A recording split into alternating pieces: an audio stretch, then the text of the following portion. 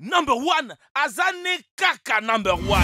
Bonjour et bienvenue à tous. Le sujet d'aujourd'hui n'est plus un secret pour quiconque, enfin, sauf pour les moins de 7 ans. Hollywood nous ment. Vous vous êtes déjà demandé comment Hollywood arrive à remplir régulièrement ses films de créatures que vous n'avez jamais vus auparavant? Vous vous souvenez des zombies dans I Am Legend? D'où viennent-ils? S'il y a une chose à garder à l'esprit lorsque vous regardez des films, c'est que vous ne pouvez jamais croire tout ce que vous voyez. Certaines des scènes les plus emblématiques des superproductions de tous les temps ont en fait été filmées dans des entrepôts vides alors que vos acteurs préférés portaient des grenouillères vertes embarrassantes. Désolé d'avoir fait éclater votre bulle, mais Mark Ruffalo ne se transforme pas en Hulk vert sans ce costume. Nous allons jeter un coup d'œil aux films hollywoodiens avant et après les effets spéciaux.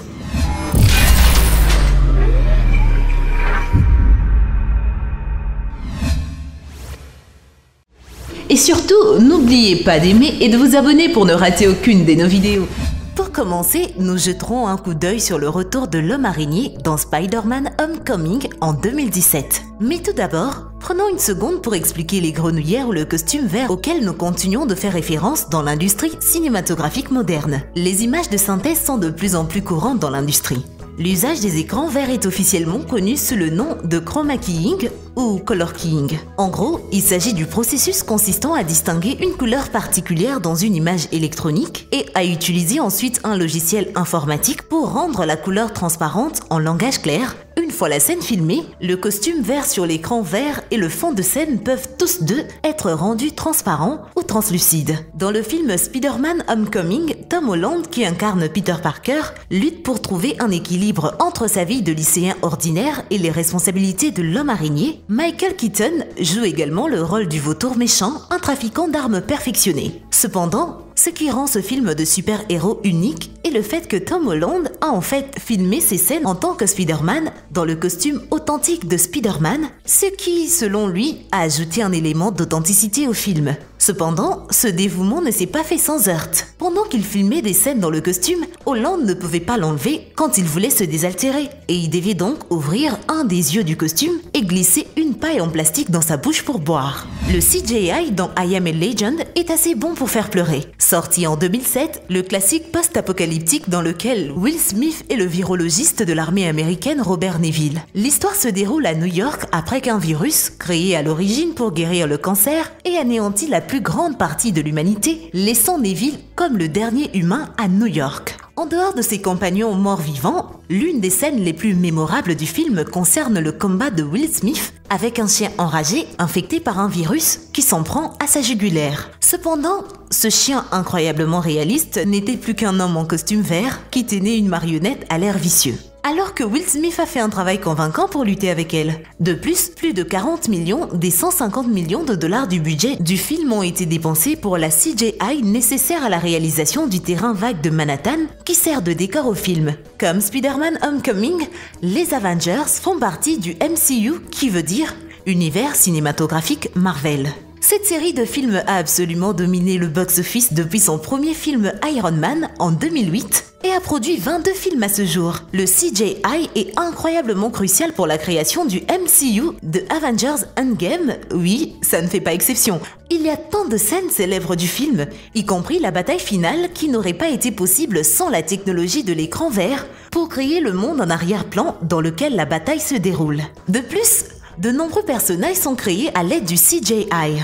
Par exemple, Thanos, ça n'aurait pas été possible de le créer sans la technologie de reconnaissance faciale qui a permis à l'équipe d'effets spéciaux de capturer les expressions de l'acteur Josh Brolin en tant qu'imposant méchant violet de 2 mètres de haut. De même, la représentation de Hulk par Mark Ruffalo a été rendue possible par une combinaison de capture de mouvement, une technologie de reconnaissance faciale tout aussi complexe. Brolin et Ruffalo ont peut-être eu l'air idiots sur le plateau, mais leur performance convaincante en valait certainement la peine. Quand il s'agit d'effets spéciaux convaincants, il est difficile d'avoir une conversation sans mentionner Jurassic Park. La série a commencé en 1993 avec Jurassic Park, mais elle a continué à produire des films depuis que le film Fallen Kingdom est le 5e de la série, avec un 6e film prévu pour une sortie en 2021. Alors que les anciens films utilisaient l'image de synthèse en dernier recours, privilégiant l'animatronique et les marionnettes comme les costumes Raptor en mousse avec des acteurs humains à l'intérieur, les nouveaux films ont vraiment amélioré leur jeu technologique en utilisant la technologie de capture de mouvement de la plupart des séquences de dinosaures. Et en appliquant également ces technologies aux costumes Raptor mis à jour, Jurassic World Fallen Kingdom a pu améliorer considérablement ses effets spéciaux par rapport aux films Jurassic des années 90. Il n'y a peut-être pas un film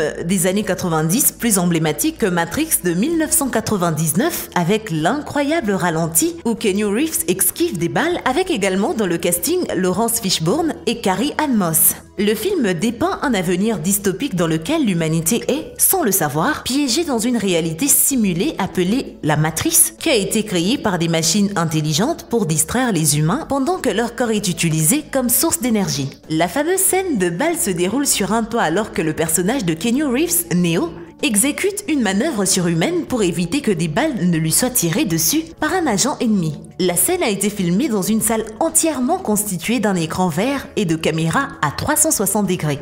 Chacune de ces caméras a été déclenchée à une fraction de seconde d'intervalle, de sorte que lorsque leurs images étaient combinées, cela donnait l'impression d'une orbite lente autour du personnage. Les images de la scène sont sorties à environ 12 000 images par seconde, alors que la moyenne d'un film est de 24 images par seconde. Si vous pouvez penser à une scène de science-fiction plus emblématique, oui, faites-le nous savoir dans les commentaires. Le film Les Gardiens de la Galaxie met en scène un ensemble composé de stars comme Chris Pratt, Zoé Saldana et Bradley Cooper.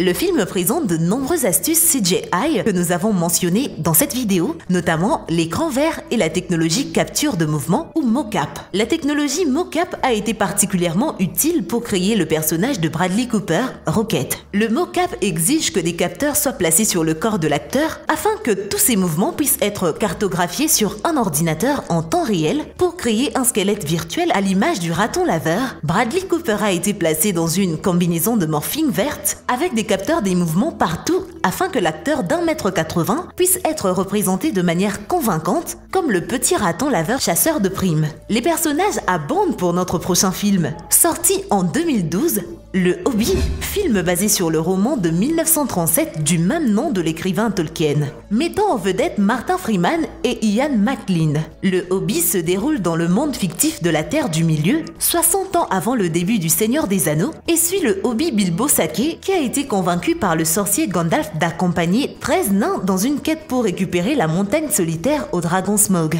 La création du monde fantastique époustouflant dans lequel vivent les Hobbits a largement reposé sur la technologie des écrans verts, comme on peut le voir dans cette image avant-après. L'équipe de production est même allée jusqu'à construire deux ensembles identiques de tailles différentes. Le personnage de Gandalf McKellen a été filmé sur un petit plateau, tandis que le Hobbit de Martin Freeman a été filmé sur un grand plateau. Les images ont ensuite été superposées pour donner l'impression que Gandalf était beaucoup plus grand que Bilbo. Basé sur le roman de Ian Martel, Life of Pi tourne autour d'un Indien nommé Pi, qui raconte à un romancier l'histoire de sa vie et comment, à l'âge de 16 ans, il a survécu à un naufrage dans l'océan Pacifique sur un canot de sauvetage avec un tigre du Bengale. L'équipe a utilisé une salle à écran vert ou dans ce cas-ci bleu et a construit une piscine à vagues de 1,7 million de gallons pour filmer les scènes de radeau et pour créer des impressions de conditions océaniques à la fois orageuses et calmes. Pour clarifier les choses, la technologie de chroma keying ne dépend pas spécifiquement de la couleur verte, mais peut plutôt utiliser n'importe quelle couleur distincte, rouge, violet, vert, noir, etc. Même le tigre qui joue un rôle important dans le film a été entièrement créé à l'aide d'une marionnette bleue et de nombreux effets spéciaux. Le thriller post-apocalyptique de 2015, Mad Max Fury Road, avec Tom Hardy et Charlize Theron, se déroule dans un endroit désertique où l'essence et l'eau sont des denrées rares. Il suit le personnage Max Rokatansky et Imperator Furiosa qui tentent de fuir Immortan Joe et son armée, ce qui conduit à une longue et spectaculaire bataille sur route, mettant en scène des flottes de véhicules blindés et lourdement armés et un type qui joue de la guitare. En fait, la majorité du film se déroule dans un désert, bien qu'il s'agisse que d'un autre tour de passe-passe hollywoodien. Une partie du film a été tournée dans un studio, dans une salle à écran vert géant. Et voilà, c'est tout pour aujourd'hui. Alors, lequel de ces films a les effets spéciaux les plus convaincants selon vous? Dites-nous tout dans les commentaires.